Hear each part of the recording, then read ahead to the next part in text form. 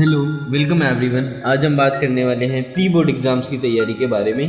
ठीक है, मैं आपके साथ कुछ effective study strategies, time management techniques और एक अच्छी स्टडी शेड्यूल के बारे में बात करूँगा। ये सब शेयर करूँगा। चलिए शुरू करते हैं। Effective study strategies. ठीक है, सबसे पहले हम बात करते हैं कुछ इफेक्टिव स्टडी स्ट्रैटेजीज की। सबसे पहले आपको इंपॉर्टेंट टॉपिक्स को प्रायोरिटाइज करना चाहिए। कौन से टॉपिक इंपॉर्टेंट है, कौन से नहीं है, जिसमें आप वीक हो वही आपके लिए मोस्ट इंपॉर्टेंट टॉपिक्स हैं। सिलेबस को देखकर हाई वेटेड चैप्टर्स को पहचानिए और उन टॉपिक्स पर ज़्यादा फोकस करिए जो आपको टफ लगते हैं। ठीक है, जो आपको टफ लगते हैं वो आप ही जानते हो कौन से टॉपिक्स आपको टफ लगते हैं। मे बी वो साइंस के हो सकते हैं, मैथ्स के हो सकते हैं या फिर एसएससी के हो सकते हैं। सो आगे हमको एक्टिव लर्निंग का इस्तेमाल करना है, जैसे माइंड मैपिंग हो गया, फ्लैश कार्ड्स हो गया या किसी और को कंसेप्ट समझाना। अगर माइंड मैपिंग और फ्लैश कार्ड की टेक्निक्स अगर आप जानना चाहते हो तो चैनल को सब्सक्राइब कर दो, कमेंट में बता देना। ठीक है, मैं इस पे वीडियो बना दूँगा। ये टेक्निक्स आपकी अंडरस्टैंडिंग को गहरा बनाती है और आप ज़्यादा देर तक याद रख पाते हो, कंसंट्रेट कर पाते हो। ठीक है, मोस्ट इम्पॉर्टेंट थिंग, 5 के पेपर्स को ज़रूर प्रैक्टिस करिए। इट्स कॉल्ड प्रीवियस ईयर, क्योंकि इससे आपको एग्जाम पैटर्न और क्वेश्चन की टाइप्स का आइडिया लगता है। ठीक है, और last but not least, studies को मोनोटोनियस ना होने दो, बोरिंग नहीं बनाना बिल्कुल भी स्टडीज। थ्योरी और प्रैक्टिकल के सब्जेक्ट्स के बीच में स्विच करते रहें ताकि आपका इंटरेस्ट बना रहे। Time management techniques. ठीक है, अब बात करते हैं टाइम मैनेजमेंट टेक्निक्स की। एक सिंपल और इफेक्टिव टेक्निक है जिसको हम बोलते हैं पोमोडोरो टेक्निक। आप 25 to 30 मिनट्स पढ़िए सिर्फ, और बीच बीच में 5 मिनट्स का ब्रेक लीजिए। फॉर एग्जाम्पल, आपने 25 मिनट्स की स्टडी करी, take 5 minute break and then start. ठीक है, इससे आप थके बिना पढ़ाई कर पाएंगे। ठीक है, लेट्स, अगर आपने 30 मिनट्स की पढ़ाई करी, 5 मिनट्स का ब्रेक लीजिए, फिर दोबारा स्टार्ट करिए। ठीक है, आप दिन का प्लान बनाइए, आप डेली के टारगेट बनाइए कि आज मेरे को ये टारगेट कंप्लीट करना ही करना है। और मॉर्निंग में ना थ्योरी बेस्ड स्टडी पढ़िए।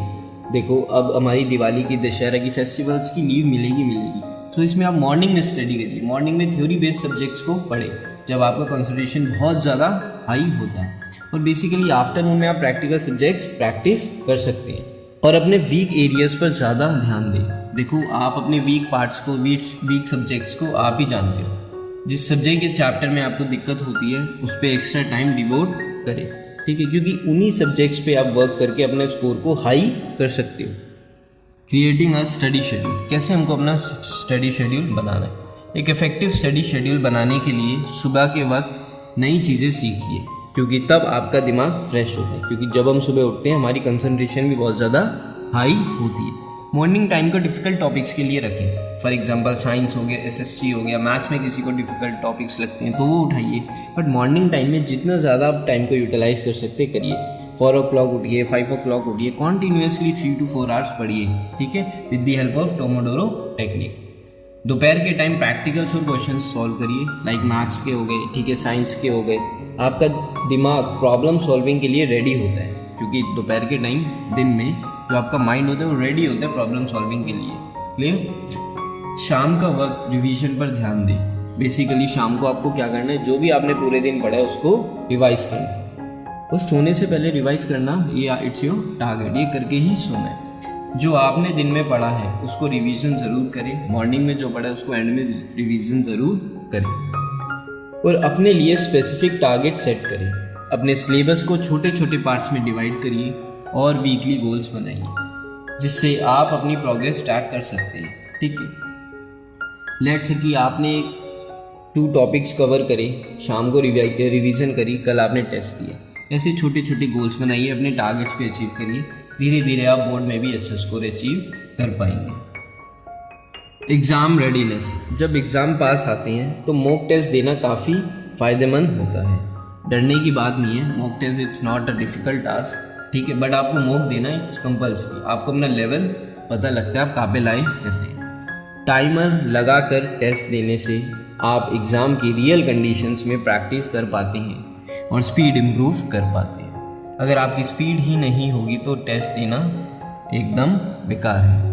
हेल्थ का ध्यान रखें, बैलेंस डाइट लीजिए, रेगुलर एक्सरसाइज करिए और अच्छी नींद लेना ज़रूरी है।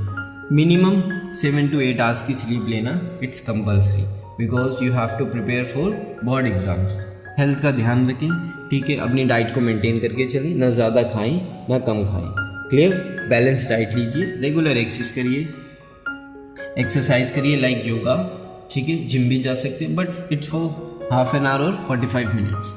और सबसे important and positive technique is stress को कम करिए, स्ट्रेस से दूर रहिए और पढ़ाई के साथ प्रॉपर ब्रेक्स लेते रहिए, ठीक है।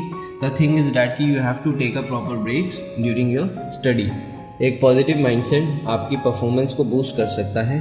अब आपको पॉजिटिव माइंडसेट में ये नहीं अपने नेगेटिव थॉट्स को एकदम दूर कर देना है, हमेशा पॉजिटिव ही थॉट्स लाने कि हाँ मेरे बोर्ड में अच्छे एग्जाम आएंगे, मैं इतनी मेहनत कर रहा हूँ तो किस लिए कर रहा हूँ, because I have to score a good marks in board examination. तो दोस्तों यही थी कुछ इंपॉर्टेंट टिप्स जो आपको प्री बोर्ड की प्रिपरेशन में मदद करेंगे, ठीक है। It's very helpful for you. In strategies को फॉलो करिए, टाइम का सही यूज़ करिए और एक स्ट्रॉन्ग स्टडी शेड्यूल बनाइए, आप ज़रूर सफल होंगे। All the best, thank you for watching and please subscribe.